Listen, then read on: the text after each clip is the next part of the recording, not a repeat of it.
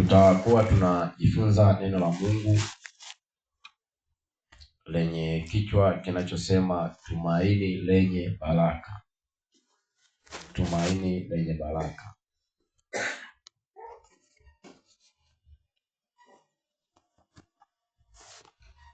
Tutakuwa tunajifunza mambo machache kwa ajili ya maisha yetu kwa kadri ambavyo Mungu ametujalia kuwepo, na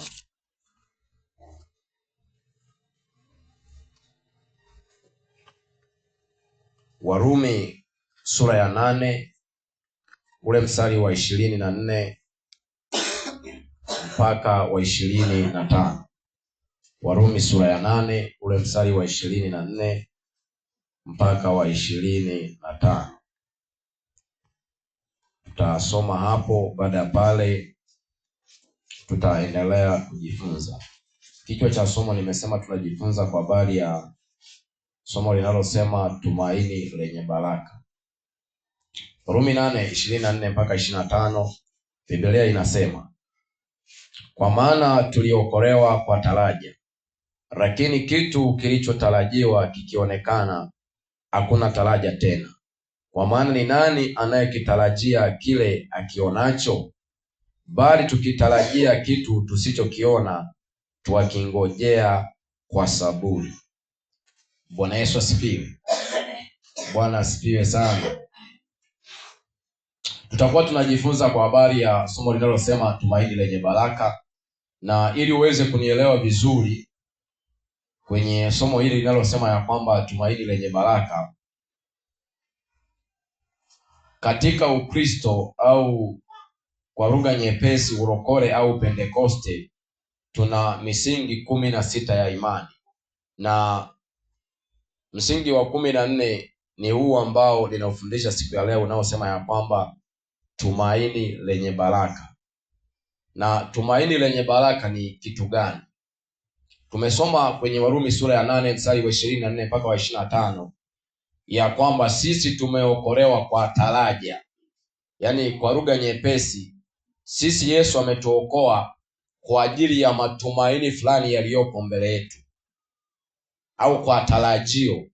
Kuna jambo unaweza ukawa unalitarajia kwenye maisha yako, lakini wokovu wetu, Biblia imesema ya kwamba tumeokolewa kwa taraja, na anasema ya kwamba tunatarajia kitu ambacho tusichokiona. Maana yake kama kitu ambacho unakitarajia umekiona, hivi niulize swali jepesi. Hivi mfano mtu akakwambia hivi, ninakuletea zawadi, alafu baada ya pale ile zawadi akakuonyesha kwamba zawadi ambayo nitakayokupa siku ile ni hii hapa, alafu baadaye akairudisha. Hivi unaweza ukawa na shauku sana. Kwa nini? Naam.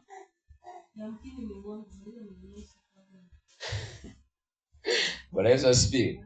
Sasa Biblia inasema hivi, tumeokolewa kwa taraja. Yaani kwamba Mungu ametuokoa kwa ajili ya matarajio fulani, na nasema hayo matarajio hayaonekani. Na kwenye mstari wa 25 nasema ya kwamba tukingojea kitu tusichokiona, tunakingoja kwa subira, yaani kwa uvumilivu.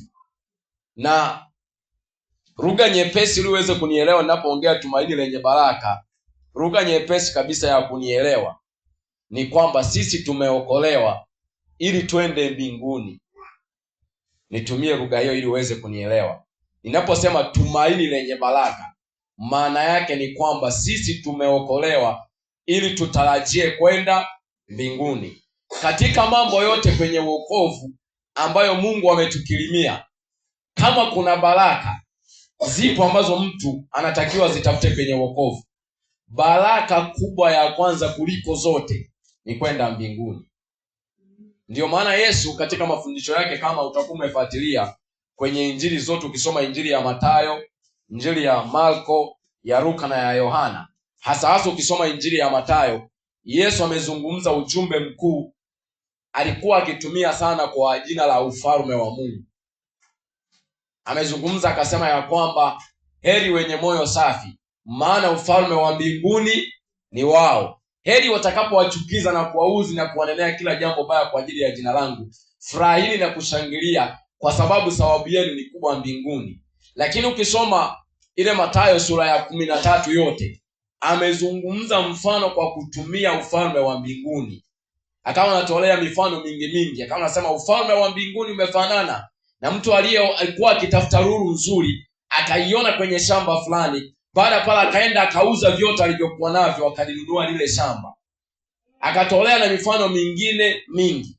Lengo la Yesu lilikuwa ni kwamba ilikuwa ni kuwaonyesha jinsi gani sisi ambao tumeokoka tunatakiwa tusamini sana swala la kwamba tunaenda mbinguni kuliko vitu vingine vyote.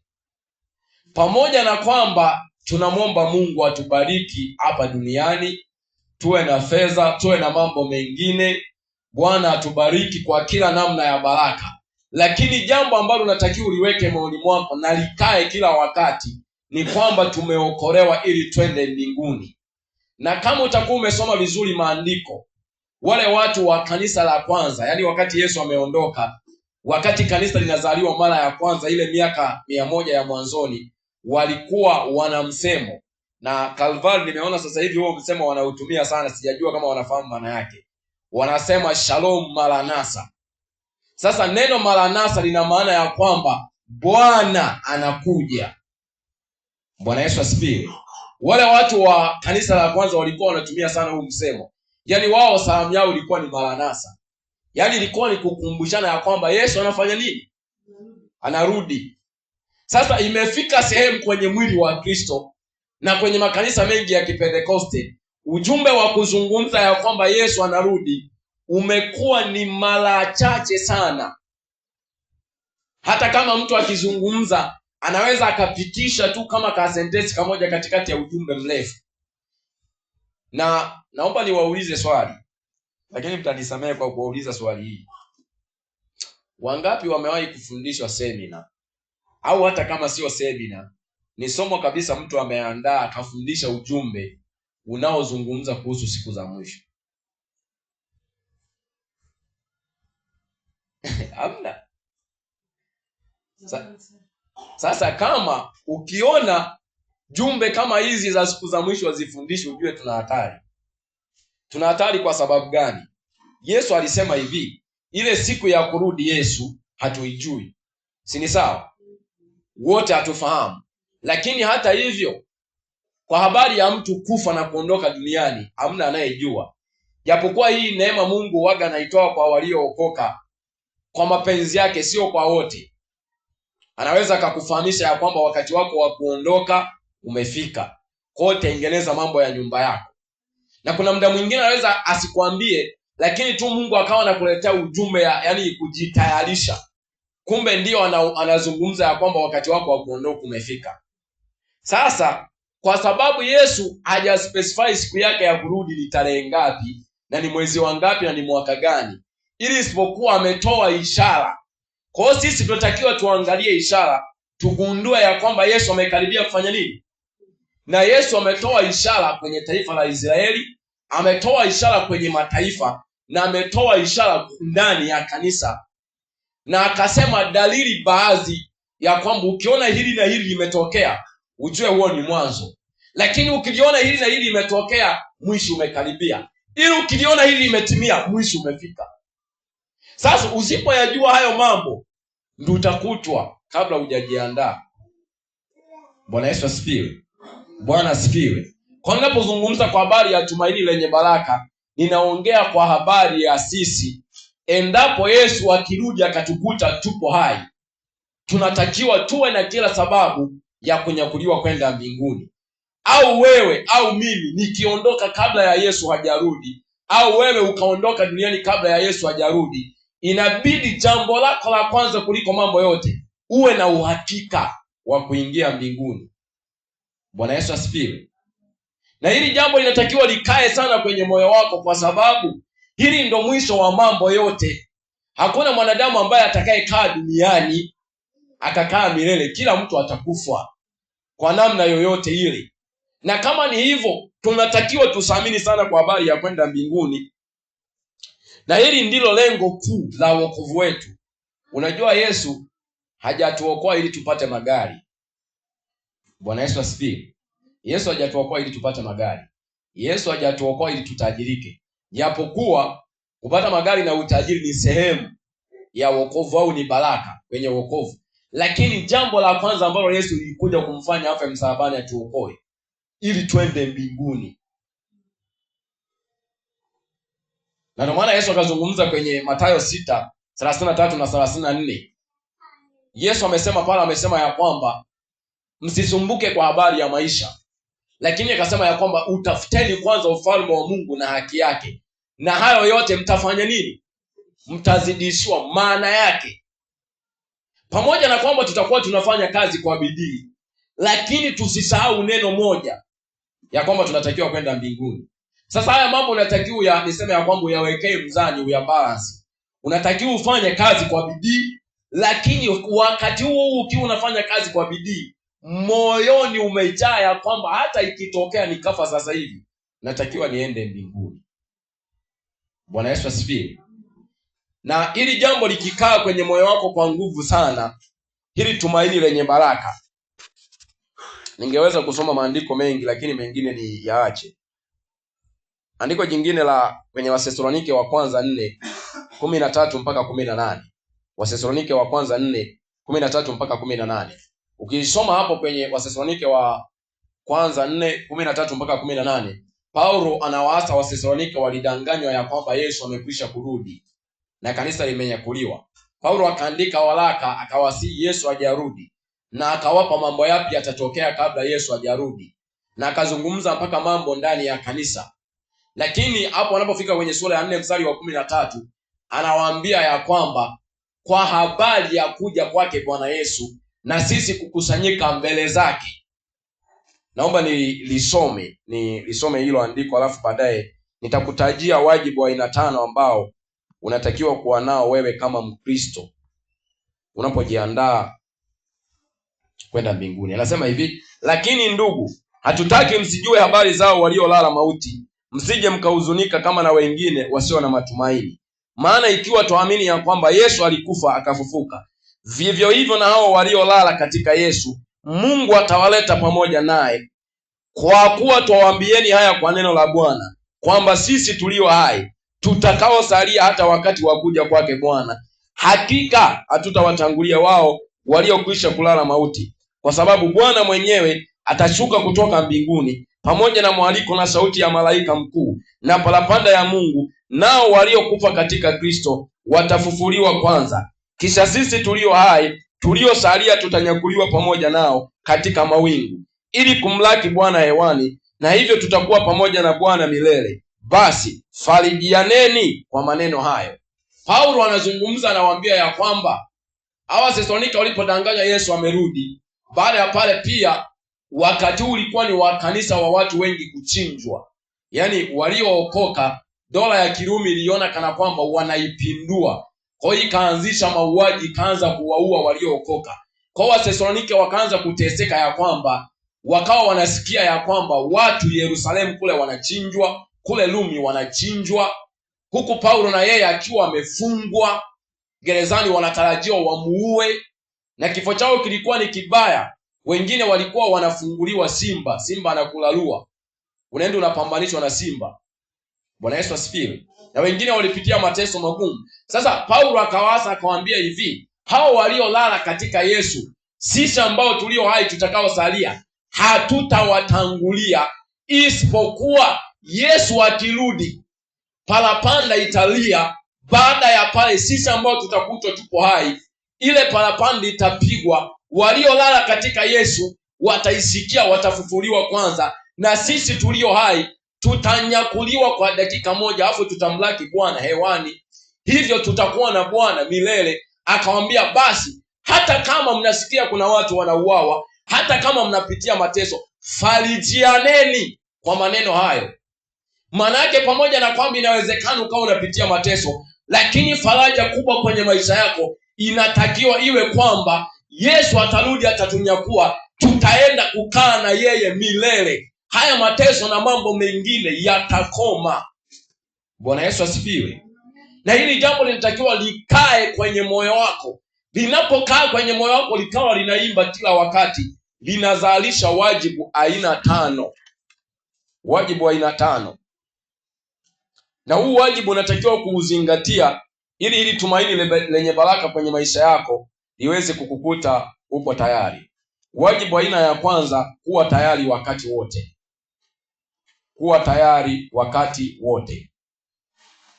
Kuwa tayari wakati wote. Wakati Yesu anakaribia kuondoka duniani,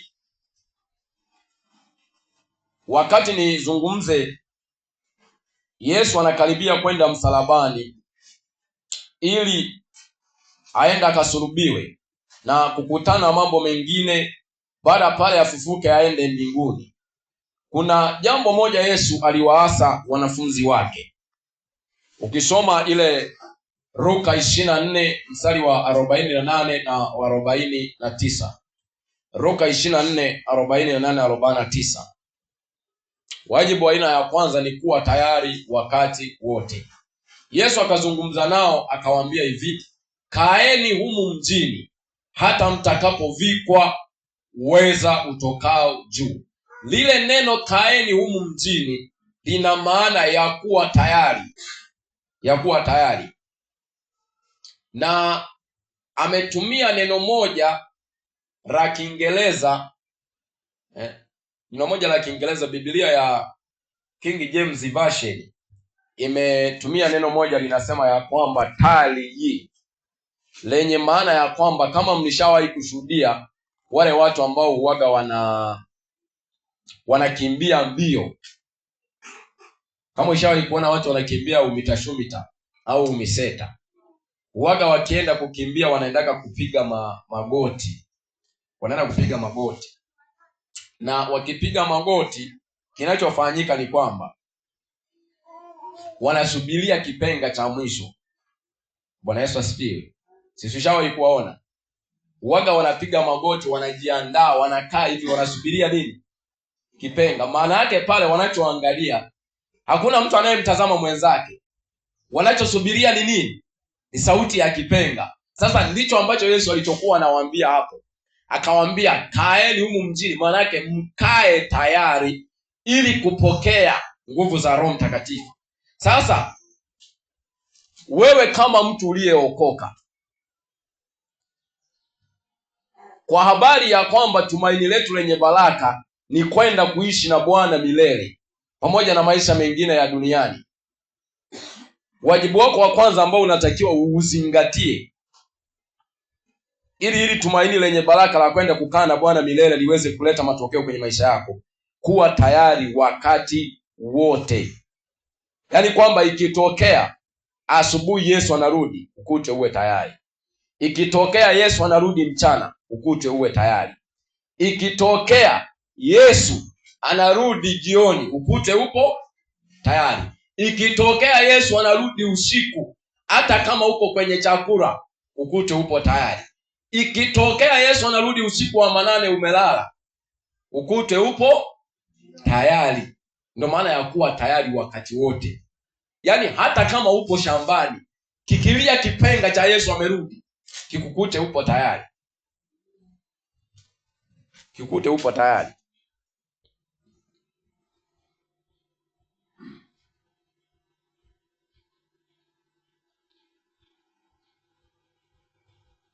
Na huku kuwa tayari wakati wote ndio kuzungumza kuna maanisha nini? Kuwa tayari kuna maanisha kuwa na maisha yaliyo safi mbele za Mungu, au maisha matakatifu mbele za Mungu. Yaani ilionekana ya kwamba uko tayari mbele za Mungu kwa ajili ya tumaini lenye baraka, inabidi uwe na maisha safi mbele za Mungu, au maisha matakatifu. Ukisoma kitabu cha Ufunuo sura ya 22 ule mstari wa 10 mpaka wa 15. Ufunuo 22:10 mpaka 15. Wakati Yesu anamfunulia mtumishi wake Yohana, anaenda kuhitimisha kitabu cha Ufunuo, anazungumza, anamwambia ya kwamba inabidi watu wawe tayari, maana wakati umekaribia. Na anasema ya kwamba yeye yuko milangoni, anakuja na ujira wake kumlipa kila mtu kwa kadri ya matendo yake. Hapo anatangaza, anasema kwenye mstari wa 14 ya kwamba mtakatifu azidi kutakaswa, lakini mchafu na azidi kuwa mchafu. Maana yake alikuwa anazungumza wale ambao wameamua kumfuata Yesu, inabidi wayaishi maisha yao katika utakatifu wa hali ya juu. Wakati wote wakikutwa, inabidi wawe safi mbele za Mungu, ili Bwana aweze kuwanyakua na kwenda kukaa nao milele. Lakini tunaposema kuwa tayari wakati wote, tuna maana gani? Tuna maana ya kuishi kama msafiri au kama mgeni. Kuishi kama msafiri au kama mgeni. Kama mgeni. Ukisoma ile Petro wa kwanza 2:11 mpaka 12. Petro wa kwanza 2:11 mpaka 12. Na Wafilipi 3:20 mpaka 21. Petro wa kwanza 2:11 mpaka 12 na Wafilipi 3:20 mpaka 21. Ukisoma maandiko haya yote yanathibitisha sisi duniani ni wageni pamoja na wasafiri. Tuko tunapita. Safari yetu ni kuelekea mbinguni. Na Paulo wakati akiwa gerezani,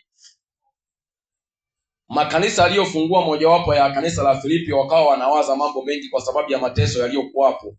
Paulo anawaandikia, anasema ya kwamba sisi duniani ni wageni na wapitaji.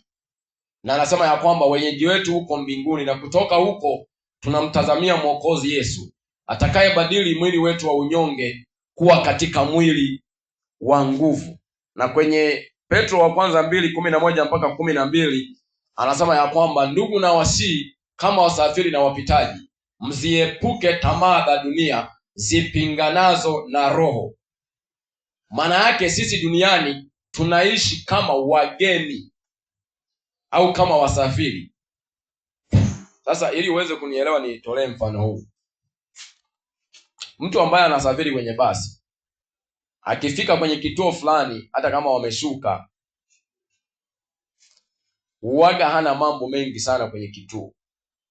Wewe ukiwa unasafiri kwenye basi, ukishuka kwenye kituo kaambiwa ni muda wa kwenda kuchimba dawa, ni muda wa kwenda kuchukua chakula, uwezi ukafika kwenye ile hoteli ukakaa ukaanza kucheka na watu ukatulia. Hiyo haiwezekani. Unaenda unachukua chakula, unarudi kwenye gari. Hata kama unakula huku unaangalia gari lako, unasubiria likipiga honi tu unafanya nini? Unakimbia kwenda kuingia kwenye gari. Sasa Yesu anatuasa, anasema hivi, sisi duniani tuko tunaishi, maisha yanaendelea, lakini kwenye ufahamu wetu tunatakiwa tuweke mentality ya kwamba sisi duniani ni wasafiri na wapitaji. Maana yake mtu anayesafiri na kupita uwaga hazoelei ile sehemu.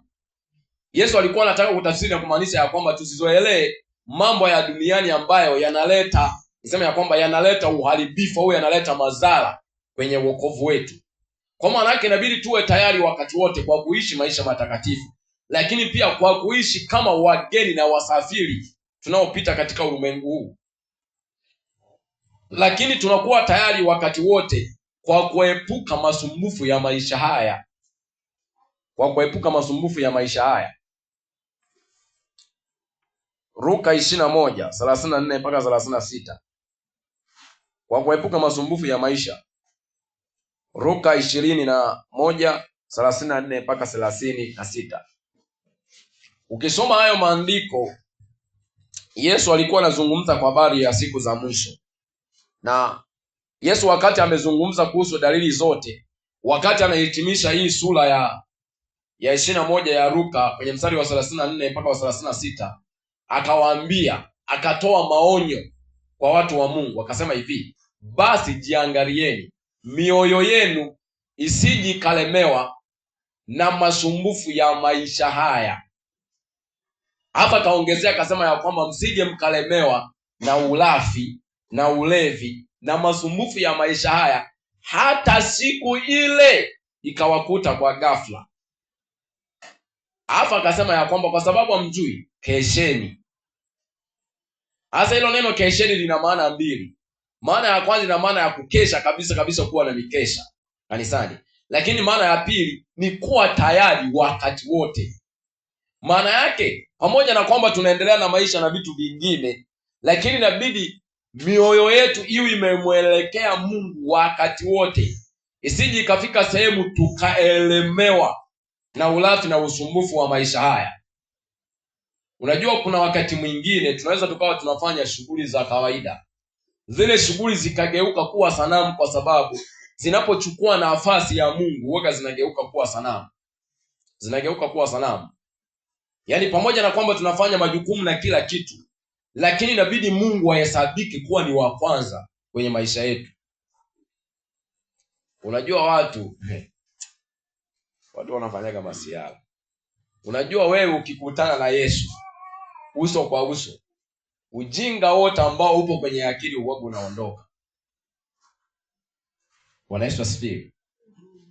Kama ushawahi kusoma vizuri kwenye Biblia, wote waliokutana na Yesu waligeuzwa mara moja. Unajua sasa hivi kuna mahubiri siyapendi, na kwanza ni mafundisho potofu. Yanasema hivi, mtu akiokoka anabadilika taratibu. Kama alikuwa mzinzi mara 10 kwa wiki, anakuwa anazini mara 2, anapunguza mara 1, baadaye anabakiza kutamani. Wewe ujinga haupo.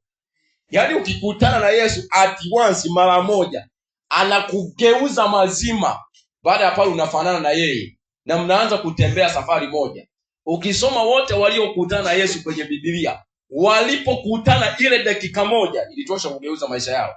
Ibrahimu alikuwa ni mtu anayeabudu miungu, lakini Mungu alipomtokea ile mara moja akamwambia, toka katika nchi ya baba yako na mama yako uende. Lile tendo la mara moja kuambiwa na Mungu toka lilimpa miaka mingi mbeleni. Na Biblia inasema aliahidiwa akiwa na miaka 75. Alikuja kuipata ile ahadi ya mtoto Isaka akiwa na miaka 100. Kwa hiyo pale katikati ilipita miaka mingapi? 25, kwa sauti moja ya kusema toka wewe katika nchi ya baba yako. Alafu Biblia inasema akaanza kuenda mahali asipojua. Bwana Yesu asifiwe. Kwa unapokutana na Mungu mara moja inatosha kugeuza maisha yako yote. Na kukutana na Mungu, una siku nilifundisha hapa kanisani, ilikuwa Jumapili. Watu walikuwa wameenda kule Ilole kwenye mkutano, nilifundisha somo linasema kukutana na Mungu. Na mojawapo ya njia ya kukutana na Mungu ni kukutana na Mungu kwenye moyo wako wakati wa ibada. Na wakati unaweza ukaja kwenye ibada, baada ya pale tunapoanza kuomba, Mungu anakuwa mwingi kiasi kwamba unajisikia uchungu kwa sababu ya vile ambavyo umeishi na vile ambavyo Mungu anakutarajia uishi. Ile kitu ukiruhusu, baada ya pale Mungu akaugusa moyo wako, unapokea badiliko na nguvu ya kutembea hata ndani ya miezi 2 bila kugeuza sekunde yoyote. Bwana Yesu asifiwe. Na ukikutana Yesu, hata kama kuna upinzani wa aina gani njiani, yani upinzani sio kitu. Upinzani sio kitu.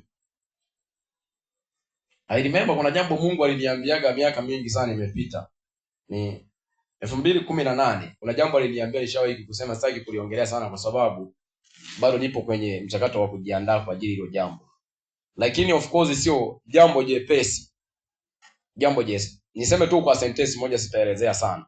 Aliniambia hivi, makanisa ya kiroho yaliyopo Tanzania yatageuka na kuwa ya kifedha, ila wewe nimekupa nguvu ya kukemea. Sentence hiyo moja ilinipa kutosha kutembea na Mungu muda mrefu. Na baadaye kuna vitu vikatokea. Baadaye Mungu akaja akaniambia, ninakumbuka tena mwaka jana tu, kuna jambo Mungu akanitokea akaniambia, ikanipa nguvu ya kuendelea mbele. Kwa lile tendo la kukutana Mungu, kila alichoniambiaga nyuma kinanitosha kuendelea hata kama njiani utokee upinzani gani. Maana ninajua, na kuna wakati Mungu alishawahi kuonyesha jambo fulani liliwahi kutokea. Tulikuwa na mchungaji mmoja mahali fulani tuko tunaomba. Baadaye nikaona kuna mambo fulani yametokea njiani, niko ninatembea kwenye njia ya miba, mara naona wadudu, mara nakanyaga miba. Ile nakumbuka ile safari nilitembea mpaka nikafika kwenye mlima mrefu. Nikamkuta Yesu kama yuko kwenye msalaba ananipokea kwa dakika hiyo. Nimepita kwenye miba mingi, nimeshinda.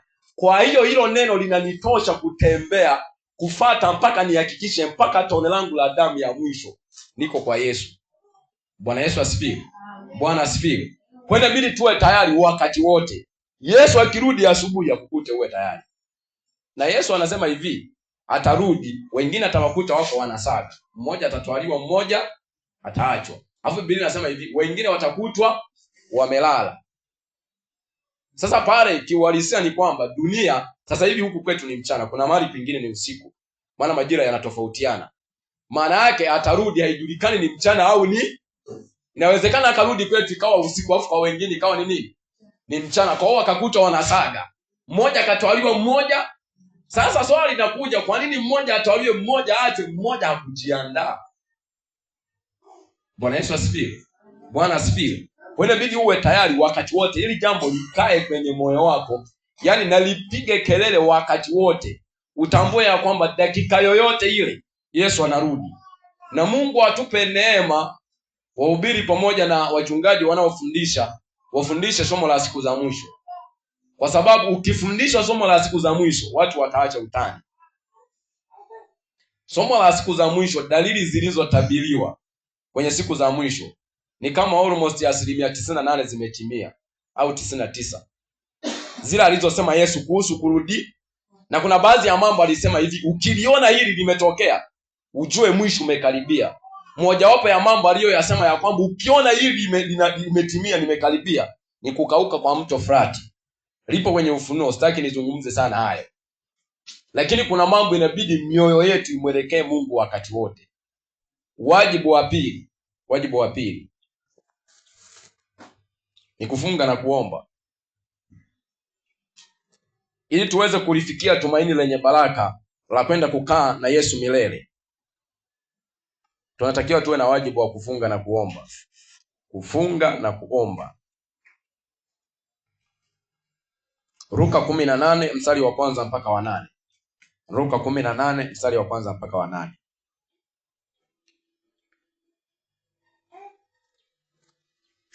Unapokuwa tayari wakati wote kwenye wajibu wa kwanza, jambo la pili unatakiwa ufunge na kuomba. Luka 18:1 mpaka 8. Na Yesu alitolea mfano huu kwenye huu mstari, akasema hivi.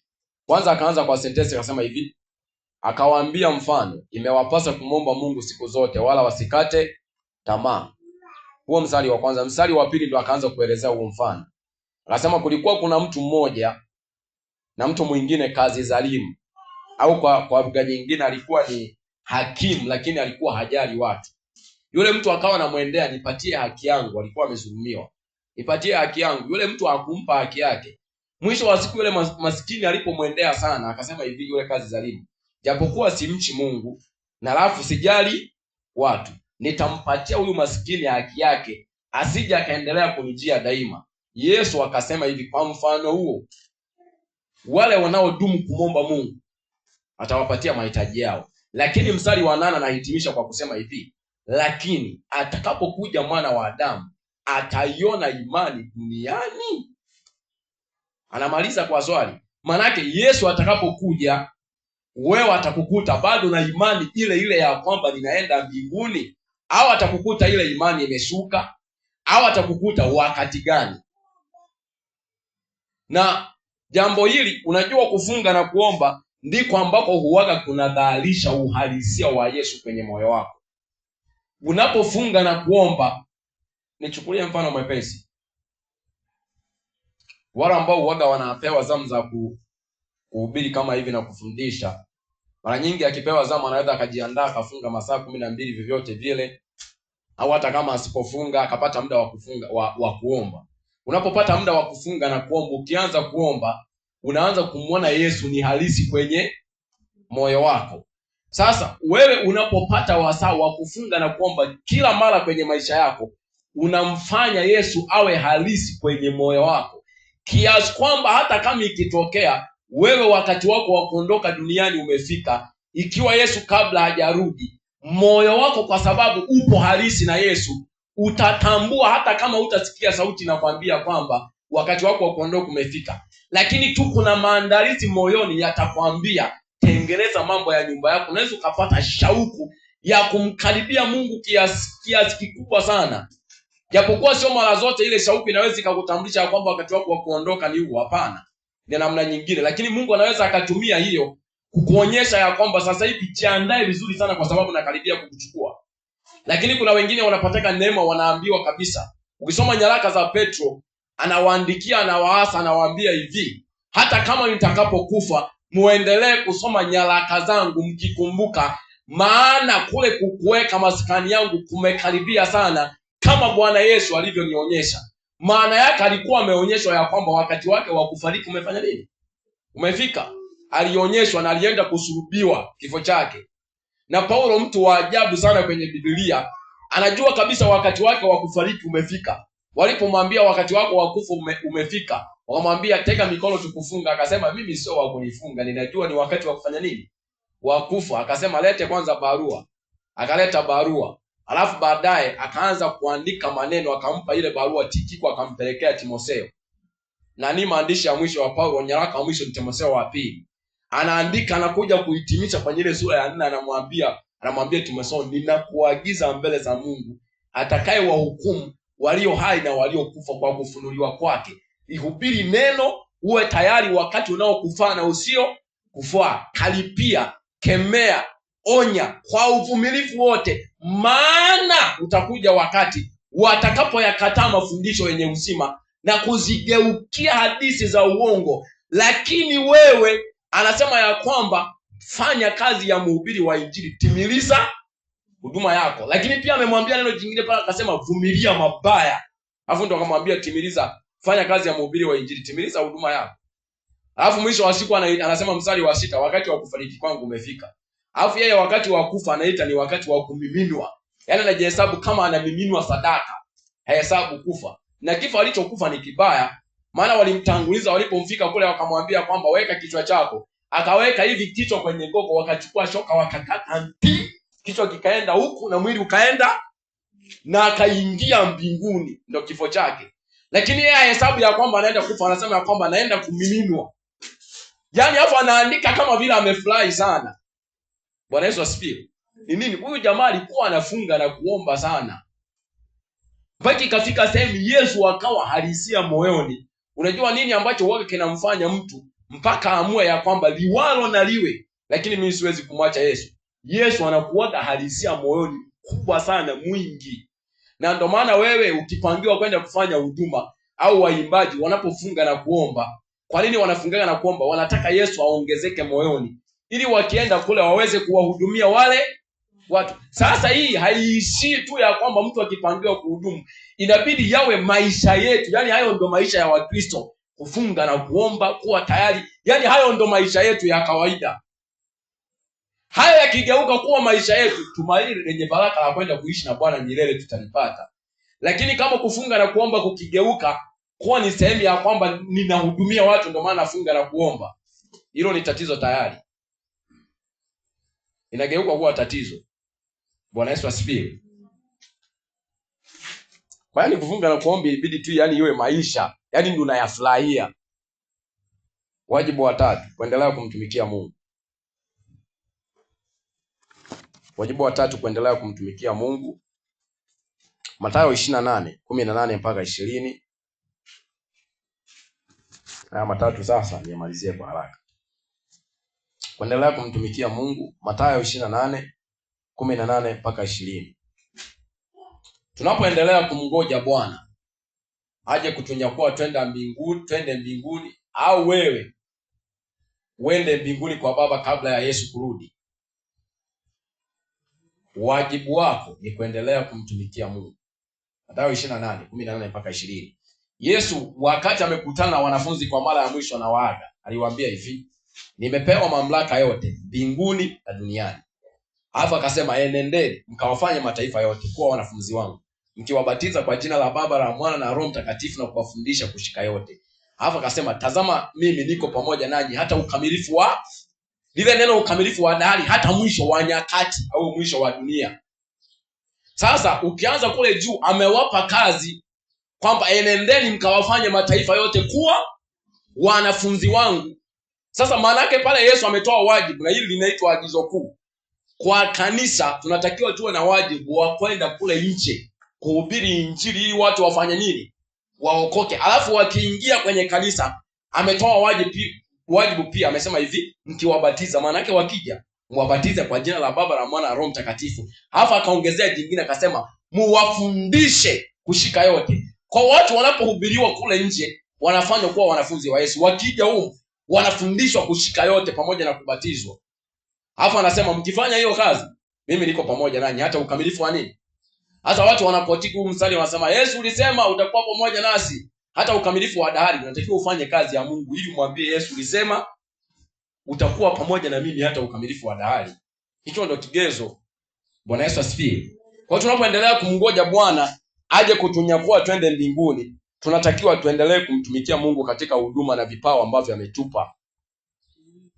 Bwana Yesu asifiwe. Jambo la 4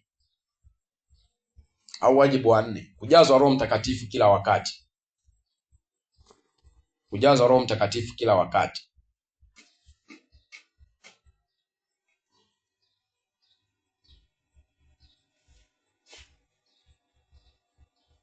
Na jambo la 5, kuendelea kumwabudu Mungu.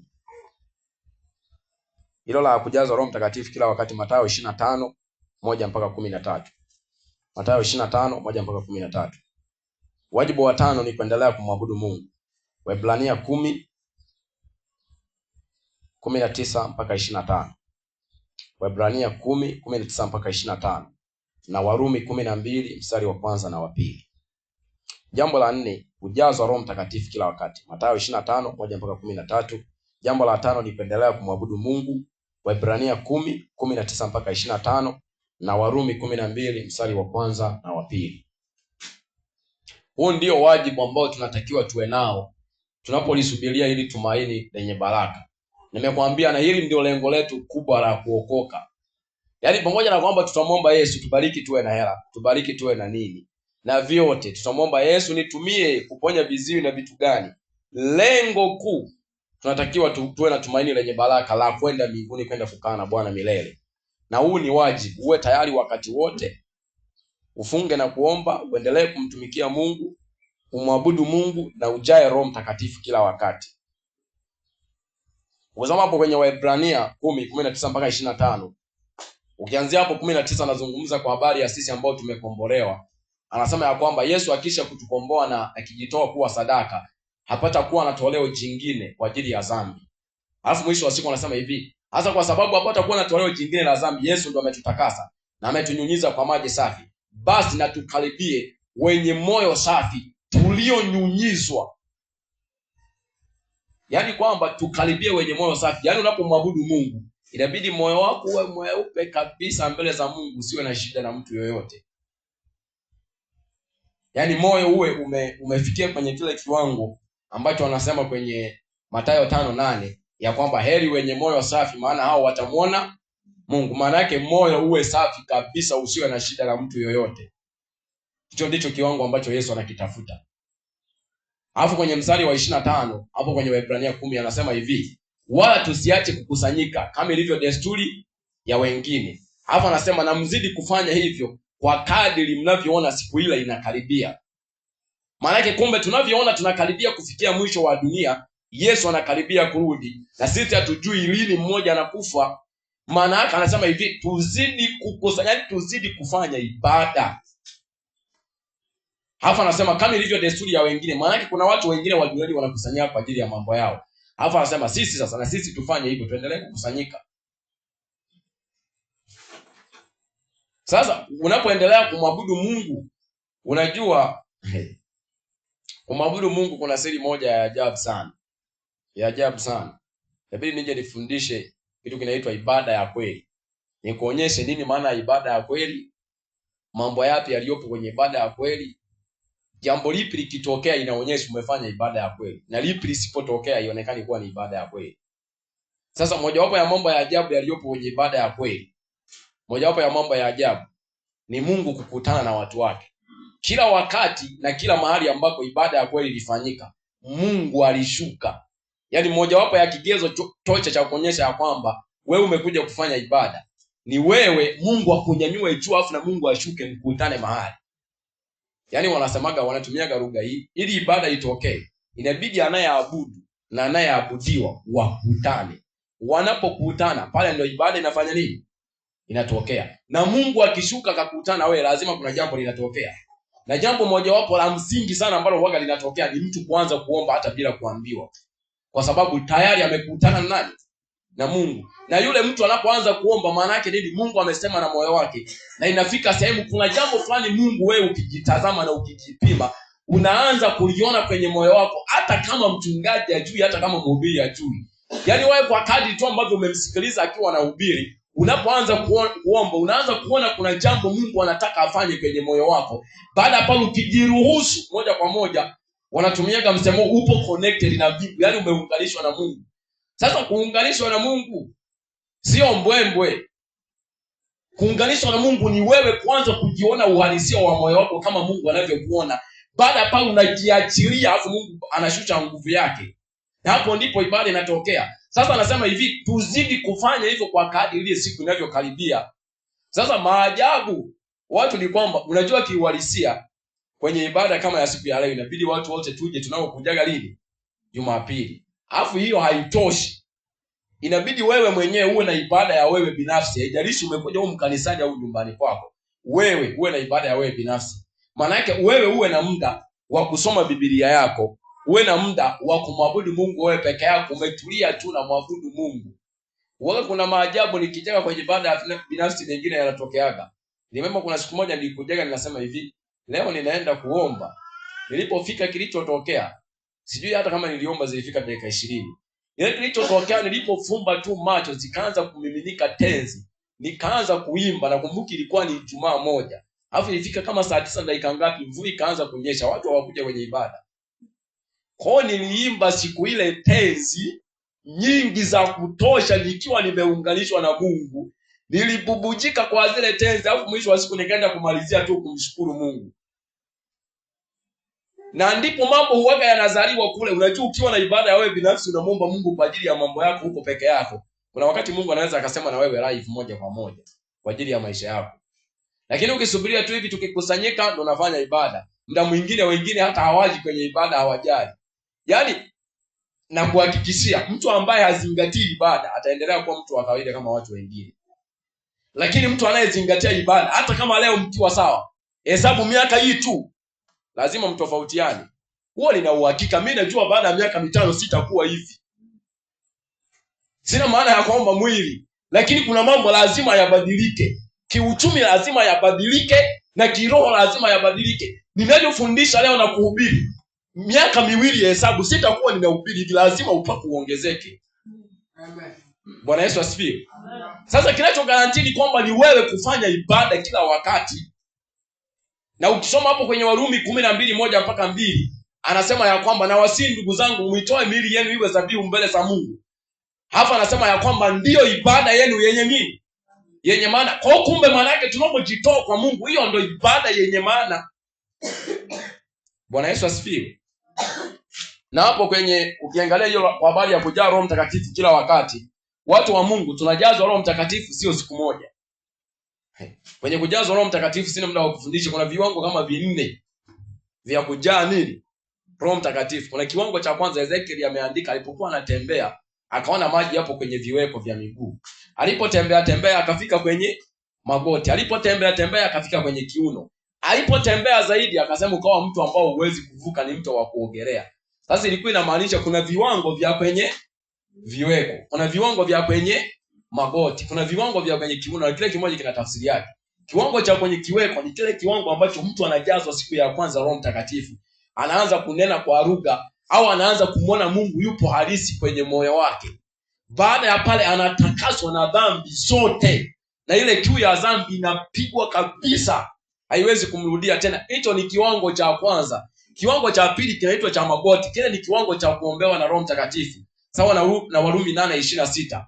Anasema ya kwamba Roho mwenyewe anatusaidia udhaifu wetu, maana anatuombea kwa kuugua kusikoweza kutamkwa. Maana yake kile kiwango mtu akifika, hata kama ukiwa umechoka ukaja kwenye maombi ukipiga magoti, Roho Mtakatifu akishuka kwenye kile kiwango, unaweza kujikuta umeomba lisali 1 2, hata kama ulikuwa umekuja umechoka, maana kuna neema huaga anaitoa. Bwana Yesu asifiwe. Siku moja nilikuwa nafundisha vijana nikasema hivi, siku moja nilishangaa sana, kwa sababu nilikuwaga mara nyingi nilikuwaga nikiomba naomba lisali 1, nimejitahidi sana lisali 1.5, nimeenda sana 2 siku hiyo. Nilishangaa kuna siku moja nimeingia kuomba, sijui kuna nini kilishuka. Nikaomba, kuna mtu mmoja tulikuwa tunaomba naye, tukaomba akatoka akaenda. Akazurura, akarudi, akaja akaomba, akatoka tena. Niko ninaendelea kuomba, nikuja kuangalia nimeomba karibia ya masaa 4. Nasema nini hiki kimetoka? Alafu nilipotoka tu pale Roho Mtakatifu akaniambia endelea hivyo hivyo, kuna mambo nitakupa. Bwana Yesu asifiwe. Hasa kwa kadri ambavyo unavyoendelea kujitoa mbele za Mungu, unajua hamna kitu kinaitwa huduma au kalama ya maombi. Yaani kwa kadri ambavyo unaendelea kujitoa kwa Mungu, ile neema inaongezeka. Bwana Yesu asifiwe. Sasa inabidi ujae Roho Mtakatifu awe mwingi sana. Ukisoma hapo kwenye Mathayo 25, Yesu anazungumza wanawali 5 wapumbavu, 5 wenye nini? Wenye busara. Alafu anasema wale wapumbavu walitoa taa bila nini? Mafuta. Wenye busara walitoa taa na mafuta zao. Sasa ukiangalia pale harusi za zamani ilikuwa hivi. Bwana harusi alikuwa anaoa wanawake hata 20 kwa wakati huu. Anachokifanya anawapa nguo za harusi na anawapa taa zina nini? Zina mafuta. Ile siku ya harusi anaweza akavizia tu. Maana anaweza akawapeleka mahali fulani afu akavizia akasema siku fulani ndio nawaoa wale wa bibi harusi. Ilikuwa ni ndoa za mitaa. Sasa bibi harusi atakayekutwa aidha hana vazi lile la bibi harusi haingii. Au akikutwa taa yake haina mafuta hafanyi nini? Haingii. Na waliokuwa wanaoa hivyo ni matajiri. Sasa Yesu akautumia mfano huo ya kwamba yeye ni bwana harusi alafu sisi ni mabibi harusi. Maana yake siku ile atakayokuja, kuna wengine kanisani watakutwa ni wapumbavu, hawana mafuta. Kuna wengine watakuwa wana mafuta. Anasema kuna wengine akija atagonga. Baada ya pale watagundua hatuna mafuta. Watawaomba wengine. Alafu Biblia inasema hivi, wengine wakasema tuna mafuta ya kututosha sisi peke yetu. Nendeni kwa wauzao. Sasa hii ni Roho Mtakatifu kujaa kila wakati. Ukisoma kitabu chote cha Matendo kimejaa Roho Mtakatifu. Sura ya 2 walijaa. Ukienda tu sura ya 4 walikorofishwa.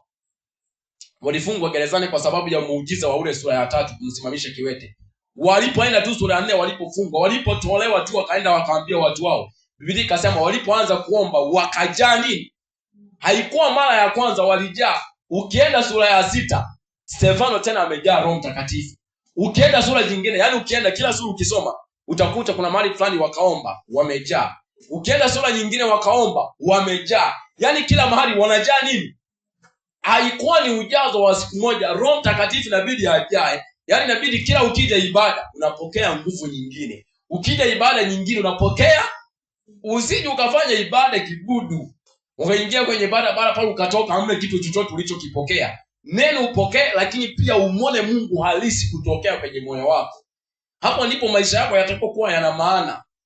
Na haya mambo 5 ukiyazingatia ya kwamba uwe tayari wakati wote kwa kuwa na maisha safi, kuepuka masumbufu ya maisha, maana yako ufanye maisha lakini ukiwa tayari umemtazama Mungu. Halafu baada ya pale uwe msafiri kama mgeni, lakini jambo la pili ufunge na kuomba, halafu mtumikie Mungu, halafu uzingatie kwa habari ya ibada, halafu uzingatie kwa habari ya kujaa Roho Mtakatifu kila wakati. Haya mambo yakikaa alafu yakawa halisi moyoni mwako, mimi nakuhakikishia utakuwa unajua hata ramani ya maisha yako. Hata kama ikifika wakati ya kwamba inabidi uondoke duniani, Yesu atakutaarifu. Atakwambia, hata kama hatakwambia direct, kuna mambo tu yataonyesha. Unajua Yesu achukui vijana, achukui wazee.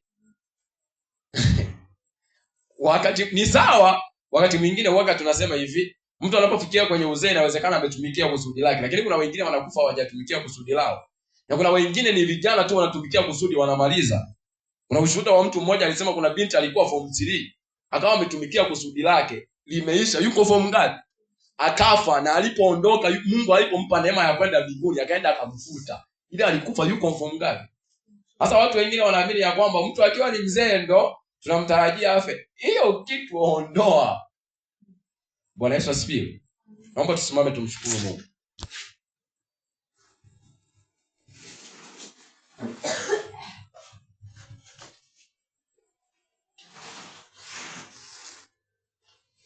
Nimezungumza kwa ufupi sana kwa habari ya tumaini lenye baraka, ya kwamba sisi tumeokolewa kusudi kuu ni kwenda kuishi na Bwana milele.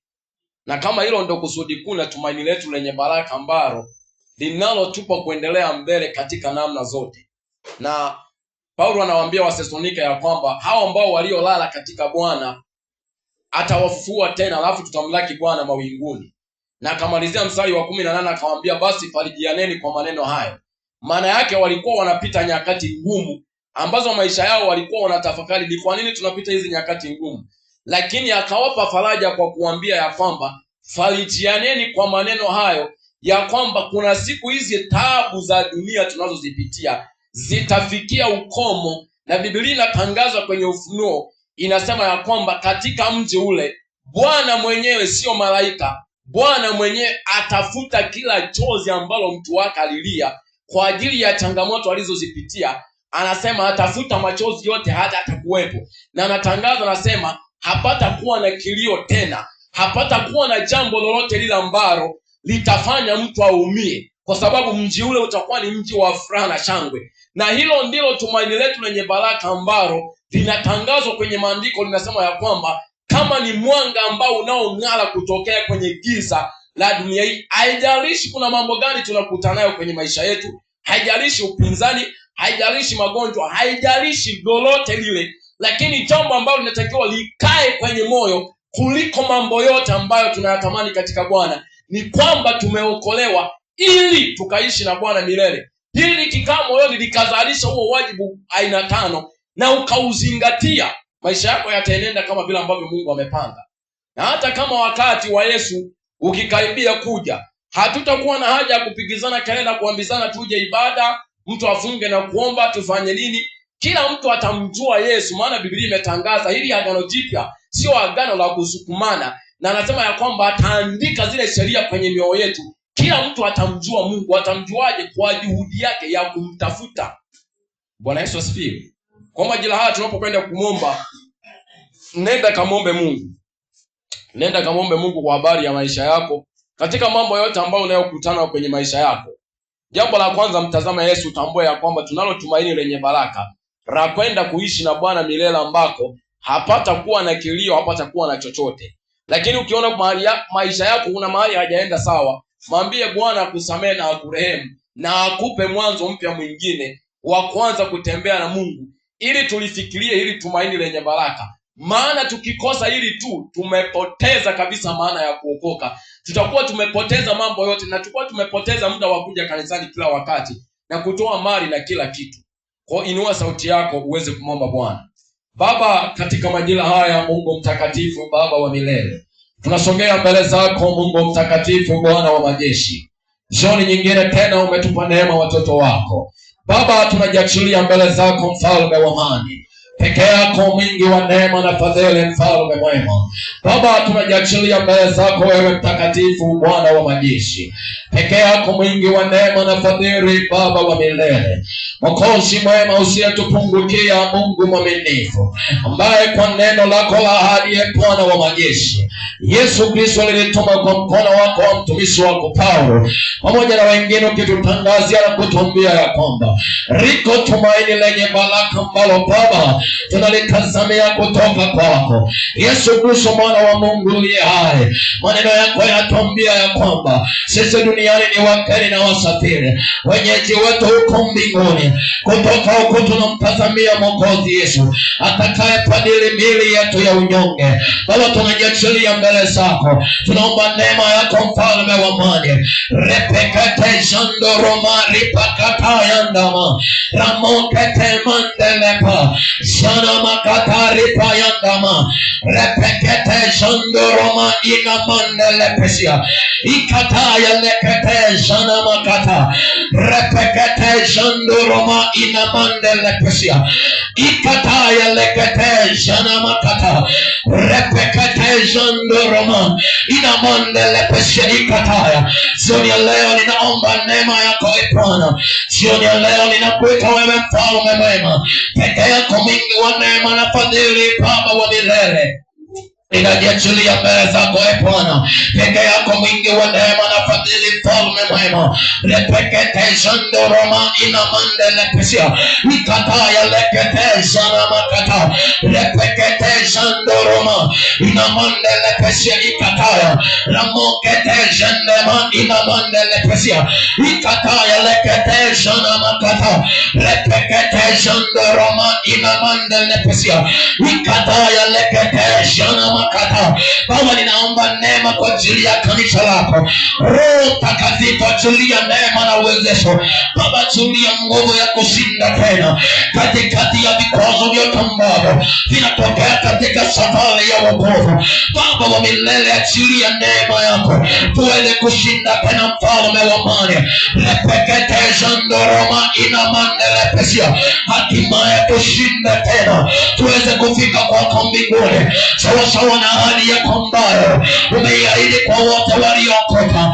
Repekete jandoroma inamandelepesia ikatara, kila udhaifu unaotuzinga ninaukemea kwa jina la Yesu. Ninaomba neema yako, ninaomba neema yako. Repekete jandoroma inamandelepesia ikatara, makataromokete jandoroma inamandelepesia ikatara, repekete jendema inamandelipatara, repekete inamandelipatara, repekete mandoropa jana makataripa yandama, repekete jandoroma inamandelepekete jendema jendema jendema ripakata yandama ramokete mandelepa inamandelepesia ikatara, repekete jendema inamandelipatara, repekete jandoroma. Yesu analia na waambia wanafunzi wake ya kwamba jiangalieni mioyo yenu isije kulemewa na masumbufu ya maisha, hata ile siku ikawagusa kwa ghafla. Repekete inamandelepekete jana makatari payandama inamandelepeshe ikataya. Mwambie Bwana moyo wako usije kulemewa na lolote katikati ya mambo yote. Tunamwomba Bwana tupe neema katikati ya kizazi ambacho inawezekana kuna mambo mengi mabaya yalitabiriwa na yanatokea, lakini wawashimama kwa imani yako. Repekete jandelema inamandelepeshe ikataya mandelekete jana makata. Simama kama msha uweze kupiga mwamba mpaka utoe maji. Inamandelepeshe ikataya katikati ya mwamba ambao unaonekana ni jangwani. Bwana atatoa maji na sisi tutapita salama. Repekete jandoroma inamandelepeshe ikataya, repekete jandoroma repekete mandorapa inamandelipataya katikati ya maji mengi. Bwana amesema hatutagalikishwa katikati ya mwali wa moto, hatutaungua. Inamandelipataya repekete jandoroma inamandelipataya repekete sendelema repekete mandoropa inamandelepesia. Bwana achilia neema kwa kanisa lako. Bwana achilia neema kwa kanisa lako. Baba achilia neema kwa kanisa lako. Bwana achilia neema kwa kanisa lako. Bwana achilia neema kwa kanisa lako. Yesu achilia neema tena. Yesu achilia neema tena. Yesu achilia neema tena.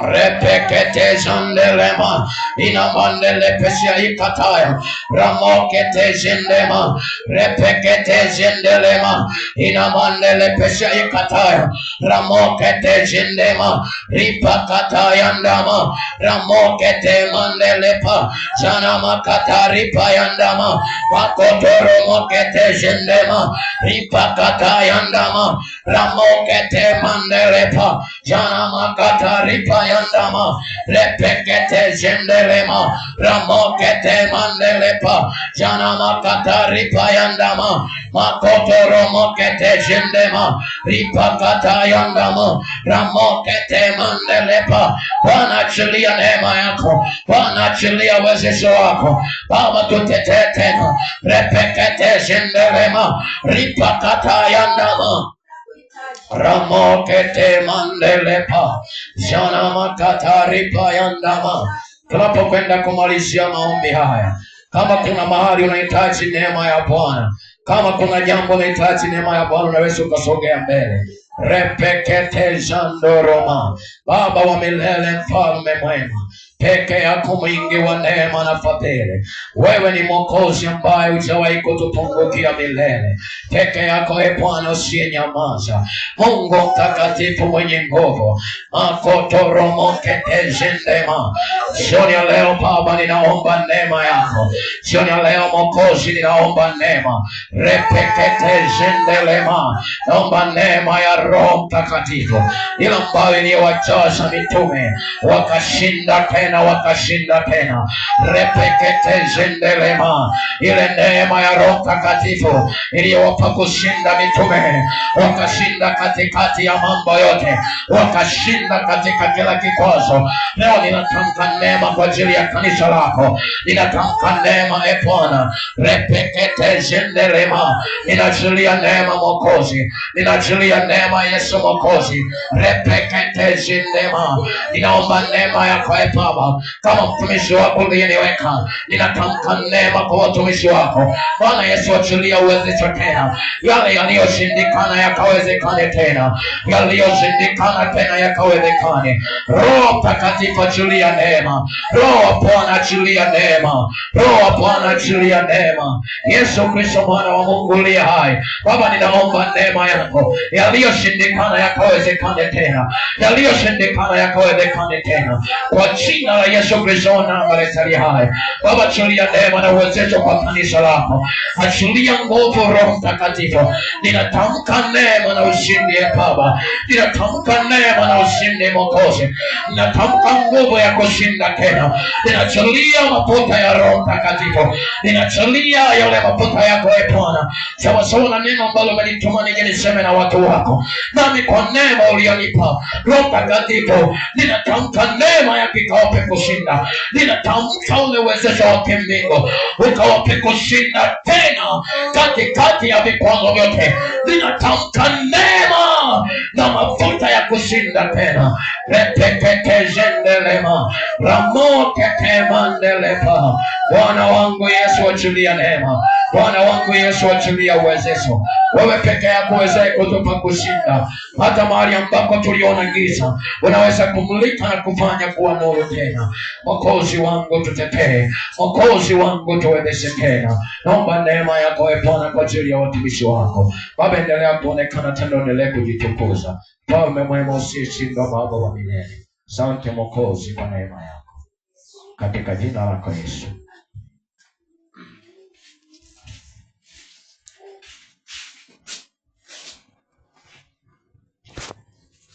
Haleluya. Haleluya. Bwana